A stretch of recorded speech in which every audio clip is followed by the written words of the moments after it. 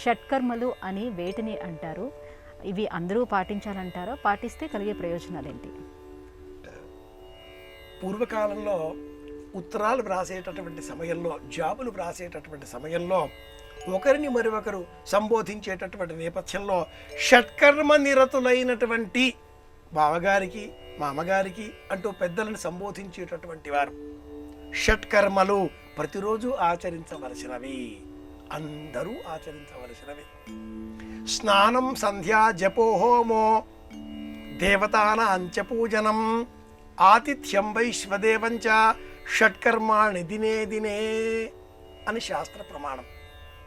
స్నాన, సంధ్య ఇది ఒకటే, జపో, హోమో 2, 3, దేవతాన అంచపూజనం 4, ఆతిథ్యం 5, వైశ్వదేవంచ 6. ఈ 6ంటిని ప్రతిరోజు ప్రతి వ్యక్తి అనుసరించాలి అంటుంది ధర్మశాస్త్రం.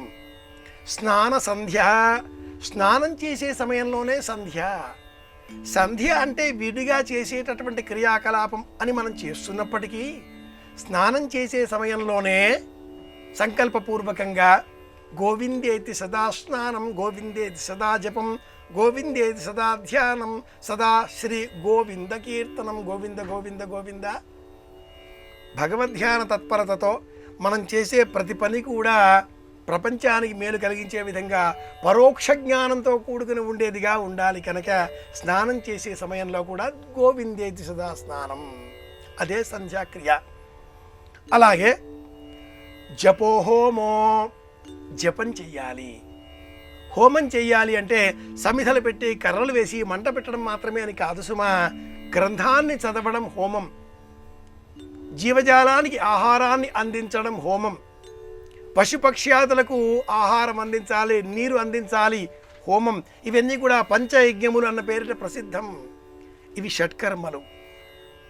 ధర్మపూర్వకంగా జీవితాన్ని ఆరంభం చేయడం, అన్నింటికీ అందరికీ ప్రసాద రూపంలో, పదార్థ రూపంలో ఆహార పదార్థాలు అందే విధంగా మన ప్రవర్తన మార్చుకోవడం, అందరికీ మేలు కలగాలి అనే ఆలోచన చేయడం, అతిథికి ఆహారాన్ని అందించడం, అంతా మనమే తినకుండా అందరికీ అందించే విధంగా జీవితాన్ని మార్చుకోవడం, ఇవి షట్కర్మలు. పొరపాటుగా కూడా ఇతరులకు హాని కలిగించే విధంగా, గ్లాని కలిగించే విధంగా, దుఃఖం కలిగించే విధంగా వాక్కు పారుష్యం కూడదు.